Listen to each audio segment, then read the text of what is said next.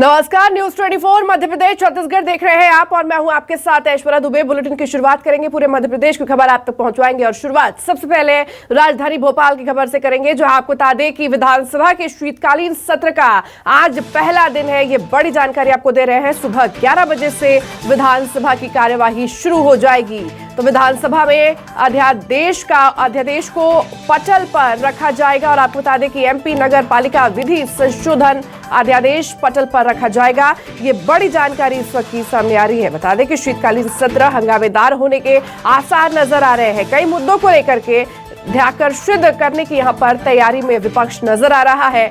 तो बता दें कि दतिया में सिंध नदी का पुल क्षतिग्रस्त होने के मुद्दे को लेकर के भी घेराव किया जाएगा। तमाम वो बड़े मुद्दे हैं जिनको लेकर के आज आपको बता दें कि विपक्ष जो है यहाँ पर सरकार को घेरते हुए नजर आएगा। सत्र के दौरान द्वितीय अनुपूरक बजट यहां पर प्रस्तुत होगा। तो वहीं 15वीं विधानसभा में पहली बार अविश्वास प्रस्ताव प्रस्तुत होगा। तो आज नेता प्रतिपक्ष आरोप पत्र देंगे। 5 दिवसीय शीतकालीन सत्र के लिए विधायकों ने 1632 प्रश्न पूछे हैं, जिनमें से 713 ऑनलाइन प्रश्न पूछे गए हैं। 16 अशासकीय संकल्प, 211 ध्यानाकर्षण सूचना और 5 स्थगन प्रस्ताव दिए गए हैं। तो ये बड़ी और महत्वपूर्ण जानकारी इस वक्त की सामने निकल कर आ रही है। और ज्यादा जानकारी के साथ आपको बता दें कि संवाददाता अमृतांशी जोशी हमारे साथ बनी हुई है। अमृतांशी का रुख करते हैं। अमृतांशी, विधानसभा के शीतकालीन सत्र का आज पहला दिन है और ऐसे में ये कहा जा रहा है कि आज सदन में हंगामे के आसार यहां पर नजर आ रहे हैं, क्योंकि विपक्ष जो है पूरी तरह से यहां पर तैयार है सरकार को घेरने के लिए। तमाम वो अलग अलग मुद्दे होंगे जिनको लेकर के विपक्ष सरकार को यहां पर घेरती हुई नजर आएगी। देखिए, इस बार की विधानसभा खास होने वाली है। उसमें सबसे पहली चीज़ ये है कि इस बार कांग्रेस अविश्वास प्रस्ताव लाने की तैयारी कर रही है। आज आरोप पत्र सौंपा जाएगा। उसके जो क्वेश्चंस है, जितने भी प्रश्न हैं, उनकी स्क्रूटनी की जाएगी, फिर उनके जवाब बुलवाए जाएंगे। उसके बाद ही कांग्रेस अविश्वास प्रस्ताव जो है वो विधानसभा में ला सकेगी।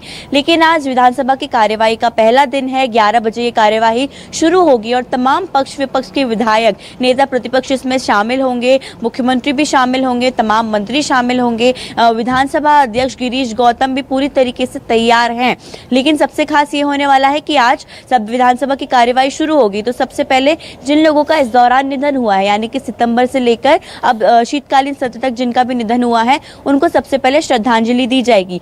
फिर नगर पालिका जो विधि संशोधन है, जो संशोधित किया हुआ प्रस्ताव है, उसको पटल पर रखा जाएगा। गृह मंत्री नरोत्तम मिश्रा उसको पटल पर रखेंगे। उसके बाद अगर हम बात करें तो कई मुद्दों पर ध्यान आकर्षित करने की भी तैयारी में विपक्ष है, जिसमें 2 मुद्दे हैं, जो कि सिरमौर चौराहे से व्यापारियों का विस्थापन है। दूसरा मुद्दा है सिंध नदी पर जो पुल क्षतिग्रस्त हुआ था दतिया में। लोक निर्माण विभाग और नगरीय प्रशासन विभाग का यहाँ पर ध्यान आकर्षित करने की तैयारी में विपक्ष है। दूसरी ओर अगर हम बात करें तो कई ऐसे प्रश्न हैं जिनके उत्तर यहाँ पर और वक्तव्य देती हुई खेल मंत्री यशोधरा राजे सिंधिया नजर आएंगी। और नगर पालिका विधि संशोधन का जो अध्यादेश है उसको विस्थापित दोबारा से किया जाएगा, जो कि नगरीय प्रशासन मंत्री भूपेंद्र सिंह करेंगे। देखिए, सत्र हंगामेदार रहने के पूरी तरीके से आसार है और इस बार विधानसभा का जो टाइम है वो बढ़ाया भी गया है, यानी कि 5 बजे की जगह विधानसभा अब 8 बजे तक चलेगी, ताकि ज्यादा से ज्यादा जनता के मुद्दे जो हैं उन पर चर्चा हो सके। सारे जो है अगर हम बात करें अलग अलग चीजों पर चर्चा हो और जितने भी मुद्दे ध्यान आकर्षित करने के लिए रखे गए हैं उनको लेकर भी यहाँ पर चर्चा हो सके।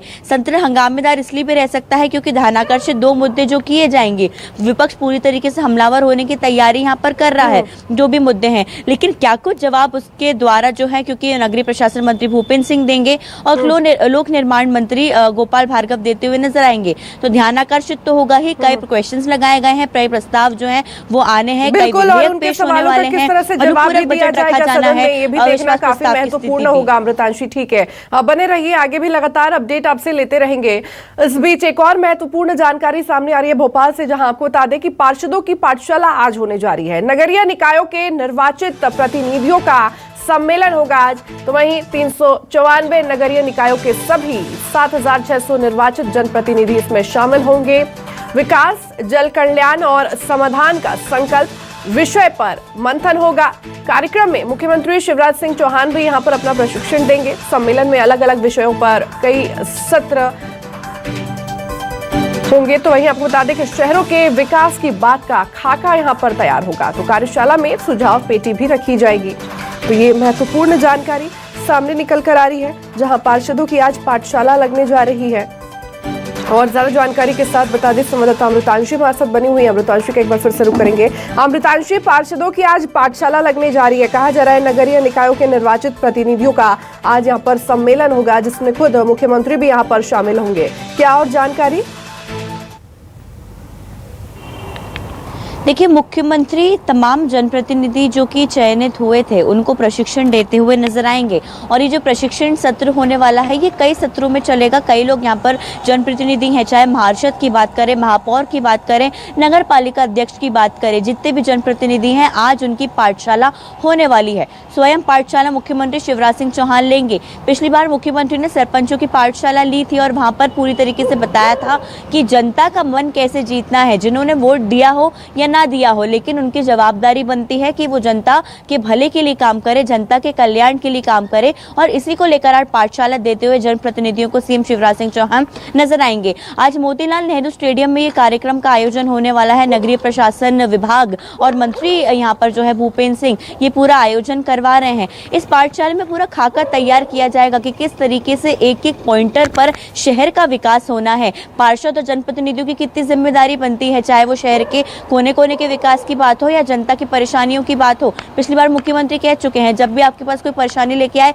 चिढ़ना नहीं है, उनकी परेशानी सुननी है, उन्हें खत्म करना है। इसी को लेकर प्रशिक्षण देते हुए नजर आएंगे तमाम पूरे प्रदेश भर से जितने भी जनप्रतिनिधि हैं, क्योंकि देखिए 394 वार्ड्स हैं, पार्षद हैं, अलग अलग लोग हैं। इसको लेकर जो है अलग अलग नगरीय निकाय हैं 394, उनके जो जनप्रतिनिधि है बड़ी संख्या में यहाँ पर शामिल होते हुए नजर आएंगे। देखिए, सबसे खास बात यह है कि इस पूरे कार्यक्रम में एक सुझाव और शिकायत पेटी भी रखी गई है। यानी कि अगर किसी भी जनप्रतिनिधि को अपने क्षेत्र से संबंधित कोई शिकायत है, कोई सुझाव है, किसी चीज की उनको जरूरत है, क्योंकि पिछली बार भी मुख्यमंत्री ने सबसे जो है उनके आवेदन लिए थे, तो वो शिकायत पेटी में अपने सुझाव और शिकायत डाल सकते हैं, जिनको जाहिर सी बात है नगरीय प्रशासन विभाग पूरी करने की कोशिश करेगा। तो आज पाठशाला लगेगी, सत्र जो है उसमें प्रशिक्षण दिया जाएगा और बेहतर विकास के लिए जो है शहर के, इसको लेकर यहाँ पर जो है पूरी रणनीति बताई जाएगी।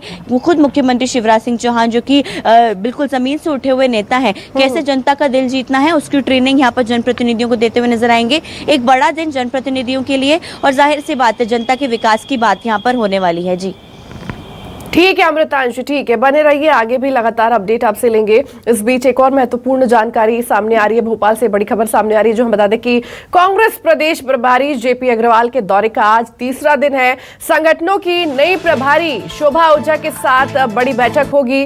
बता दें कि एनएसयूआई, युवा कांग्रेस, महिला कांग्रेस बैठक में शामिल होंगी। तो वहीं कांग्रेस संगठनों में जल्द चुनाव को लेकर के मंथन किया जाएगा।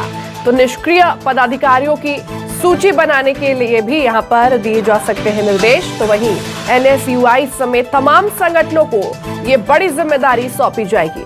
तो वोट शेयर बढ़ाने को लेकर, संगठनों के रोल को लेकर यहां पर हो सकती है चर्चा। तो वहीं सुबह 11 बजे कांग्रेस कार्यालय में ये बड़ी बैठक होने जा रही है।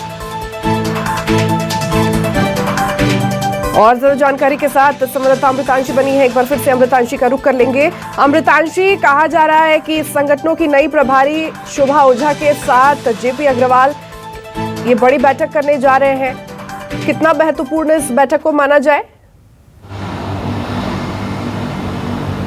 देखिए, पीसीसी में शोभा ओझा की वापसी हुई है। कई ऐसे संगठन हैं जो कि फ्रंटलाइन संगठन है, चाहे एनएसयूआई की बात करें जो कि युवाओं को जोड़ता है, महिला मोर्चा की बात करें जो कि महिलाओं को जोड़ता है, और इन संगठनों को अब मजबूत करने में कांग्रेस जुटी हुई है। प्रदेश प्रभारी जेपी अग्रवाल फिलहाल मध्य प्रदेश के दौरे पर है, राजधानी भोपाल में उनके दौरे का तीसरा दिन है। लगातार वो बैठकें लेते हुए नजर आ रहे हैं पीसीसी में, और ये जो बैठक के दौरान जो है रणनीति बनाई जाएगी कि कैसे युवा मोर्चा, चाहे एनएसयूआई की बात करें या महिला मोर्चा की बात करें, उन्हें सक्रिय होने की जरूरत है और ज्यादा से ज्यादा लोगों को जोड़ने की, संगठनात्मक रूप से जमीनी स्तर पर जोड़ने की जरूरत है। यहाँ पर शोभा ओझा और जेपी अग्रवाल तो मौजूद रहेंगे, लेकिन तमाम जो जिला अध्यक्ष हैं इन मोर्चों के, उनको बुलाया गया है। देखिए, कांग्रेस ने एक रूल अपना लिया है, जो भी निष्क्रिय पदाधिकारी हैं, यानी कि जिनकी कंप्लेंट्स आ रही है, जो कोई काम नहीं कर रहे हैं, कांग्रेस संगठन के जो कार्यकर्ता हैं उनको साथ लेकर नहीं चल रहे हैं, ऐसे कार्यकर्ताओं को सीधे तौर पर कमलनाथ पहले ही निर्देश निर्देश दे चुके हैं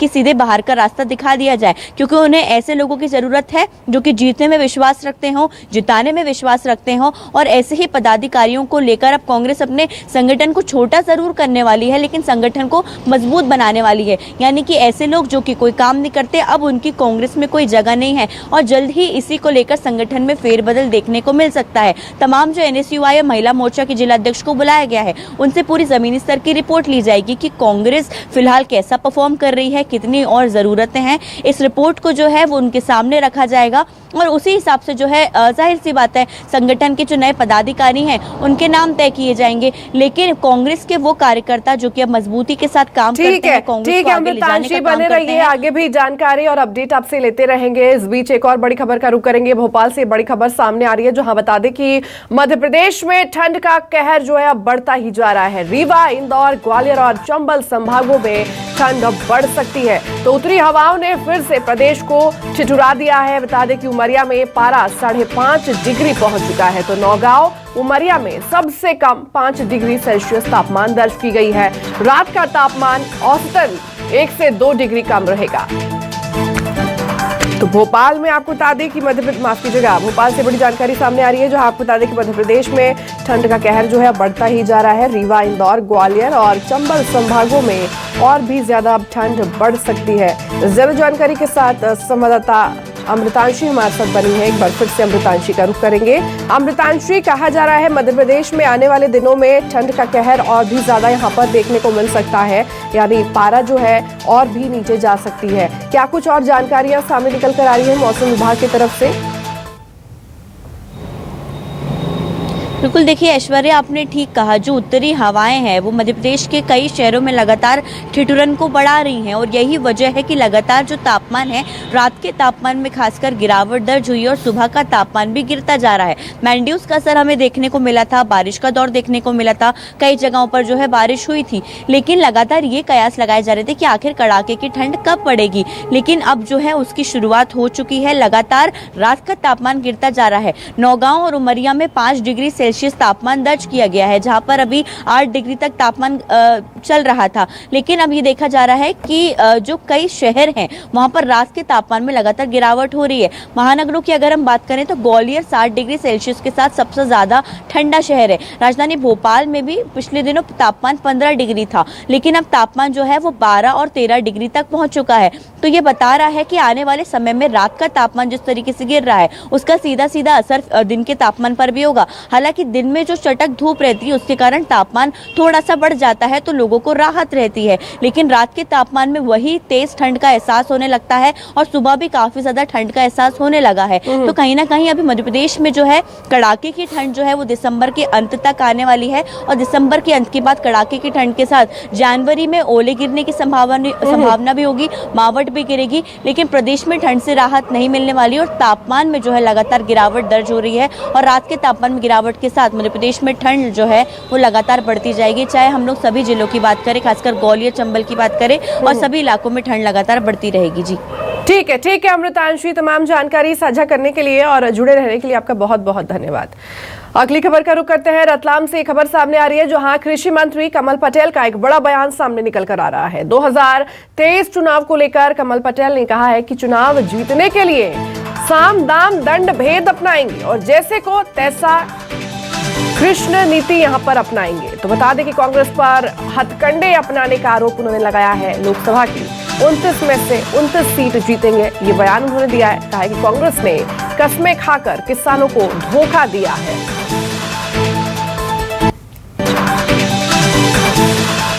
29 में से 28 से इस बार 29 की 29 आएगी। छिंदवाड़ा भी हम जीतेंगे। मैं छिंदवाड़ा का प्रभारी मंत्री हूँ। हमने संकल्प लिया कि इस बार कांग्रेस का सफाया करेंगे और विधानसभा में भी 200 से ऊपर सीट आएगी, ये लक्ष्य रखा हमने, क्योंकि हम जो कहते हैं वो करते हैं। और कांग्रेस ने धोखा दिया किसानों से, कसमें खा के। एक बार धोखा खा सकता, अब नागरिक दोबारा धोखा नहीं खाएगा। अब कांग्रेस को ऐसा धक्का दिया है उपचुनाव के अंदर, सफाया हो गया, आगे भी सफाया हो जाए। चुनाव जीतने के लिए जो करना पड़ेगा सब करेंगे, सब कुछ साम दाम दंड भेद, सब राजनीति में साम दाम दंड भेद सब चलते करेंगे। ये आपने बढ़िया बता दी। चुनाव जीतने के लिए तो जरूरी है, जैसों को तैसा कृष्ण नीति अपनाएंगे। खबर भोपाल से है, जहां मंत्री कमल पटेल के बयान पर कांग्रेस विधायक लखन घनघोरिया का पलटवार देखने को मिला। मध्य प्रदेश में बीजेपी का साम दाम दंड भेद नहीं चलने वाला, प्रदेश में बीजेपी गलतफहमी ना पाए। घनघोरिया ने ये कहा है, उन्होंने कहा कि गुजरात में क्रेता और विक्रेता दोनों वहीं के थे, इसलिए वहां चल गया। कमल पटेल पहले खुद की सीट बचा ले। साम दाम दंड भेद का उनका आशय से बहुत स्पष्ट है कि जैसा गुजरात में वो किए थे वैसा मध्य प्रदेश में सोचते हों तो ये उनकी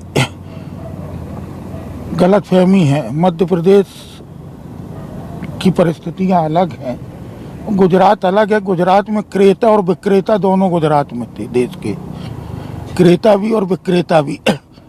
तो गुजरात को प्रभावित कर लिया, लेकिन मध्य प्रदेश को प्रभावित नहीं कर सकते। कमल पटेल अपनी सीट बचा लें।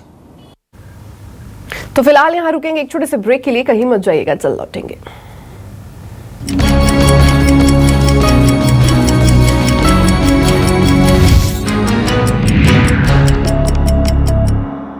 ब्रेक के बाद एक बार फिर आप सभी का स्वागत है। खबरों की ओर आगे बढ़ते हैं, बात करेंगे ग्वालियर की। बता दें कि सूफी गायक और बीजेपी सांसद हंसराज हंस का बयान सामने आया है। पीएम मोदी पर पाक विदेश मंत्री की टिप्पणी पर पलटवार किया है। पाकिस्तान के विदेश मंत्री बिलावल भुट्टो को बताया पप्पू। बता दें कि कांग्रेस की भारत जोड़ो यात्रा पर यहां पर तंज किया है। राहुल गांधी अच्छा बंदा है, मेरी तरह उसे भी पॉलिटिक्स नहीं आती। लंबे समय के बाद अब राहुल जी को मैच्योर हो जाना चाहिए था। तो ये बयान, ये पलटवार यहाँ पर किया गया है। वो वहां का पप्पू है, पाकिस्तान का। अब पप्पुओं को सीरियसली हम लेते नहीं। बेअदब बदनसीब, जो जिसकी अपनी इज्जत है वो बहुत सोच समझ के बोलता है। अब इमरान ने कभी ऐसा नहीं बोला, मेरा ख्याल बड़ा प्यारा बंदा है। मतलब पॉलिटिक्स नहीं आती उसको, जैसे मुझे नहीं आती। मुझे मैं गाने के लिए डिज़ाइंड हूँ, वो ऐशो इशरत के लिए शहजादा। लेकिन मैं उनको ये ज़रूर कहूँगा कि एक पार्टी का हेड होने के नाते थोड़ा ही शुड बी मैच्योर। जब वो कह देते ना 20 रुपये लीटर आटा मिलता है तो लगता है पेट्रोल स्टेशन पे आटा मिलता है।